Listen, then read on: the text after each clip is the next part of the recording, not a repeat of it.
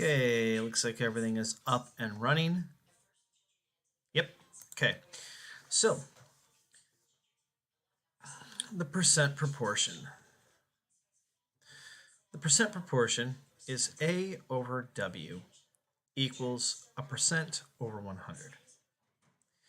Otherwise known as is over of equals, this should have been P, percent over 100. So if we look over here, because what are these things? A is the part. W is the whole. Well, what are we talking about? Well, when we talk about a fraction, something like 3/5, we're saying that 3 is, we're saying 3 parts of the whole 5. Because if we drew the fraction out, we'd draw a box with 5 compartments, and we'd shade 3 of them. And so the idea is that 3/5 is 3 parts of the whole 5, which that's where we're getting the language of part and whole from. Percent is part of 100. And so in our proportion, we're always going to have the 100 for the whole of a percent. So let me try to make sure that we can use this. So A over W equals P over 100. So what percent? We don't know what that is. Of 15. So 15 is the whole, and 12 is the part. So we go A over W equals P over 100. So that's 12 over 15 equals P over 100. I need to get my calculator up here.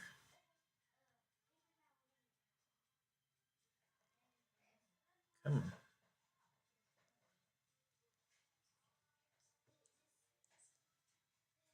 Wait for it.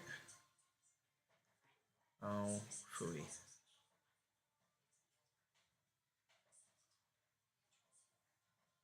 Here, we'll just do it this way then. Sorry. So, we're going to cross multiply. That gives us 1200 equals 15p. We divide both sides by 15. So that's 1200 divided by 15, which gives us 80. But that's not just 80, that's 80%. So 24 is what percent? Well, percent is P. Of is the whole, and so A is the 24. So we're going to use that same proportion right there. 24 over 20 equals P over 100. Then we cross multiply. We have 20p equals 2,400. We divide both sides by 20, and p is 120%. So this proportion is not just good for finding percents, it's also good for finding parts. So what number, that's a part, is 0.5%, that's p, of 200, that's the whole. So I'm going to again write down A over W equals P over 100. And so we look, we've got A over 200 equals 0.5 over 100. Cross multiply. Half of 200 is 100, and that equals 100A. So we divide both sides by 100, and A then equals 1. Over here we have P for the percent, W 40.5, we don't know the part, so this is A over 40.5 equals 10 over 100. Cross multiply. So that'll give you 100, A equals 405. Divide both sides by 100, and that gives us 4.05.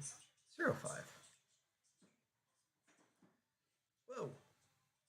Sorry about that. So over here, we're going to find a whole now. P is the percent of what number is W is A.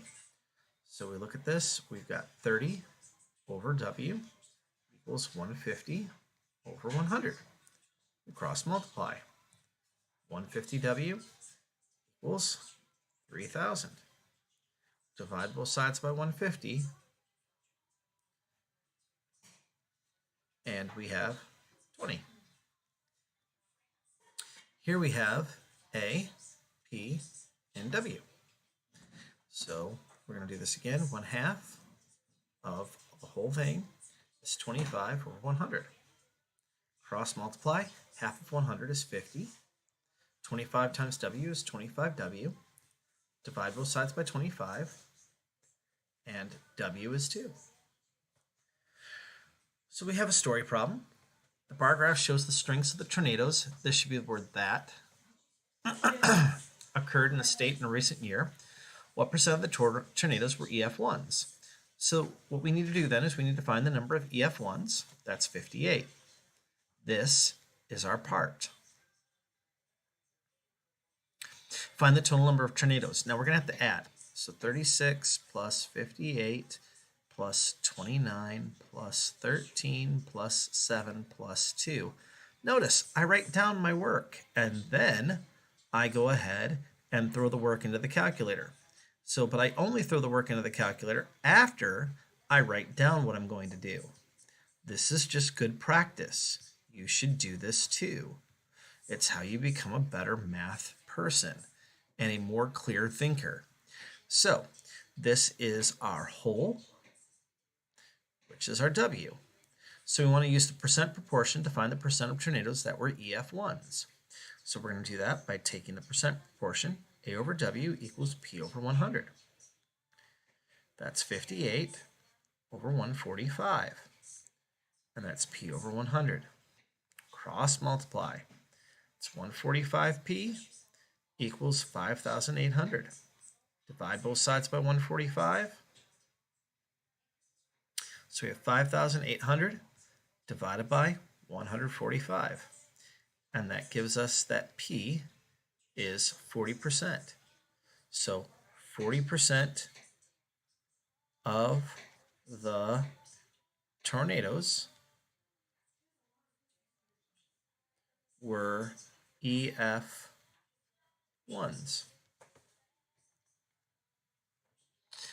So hopefully this video helps you to be able to understand the percent proportion.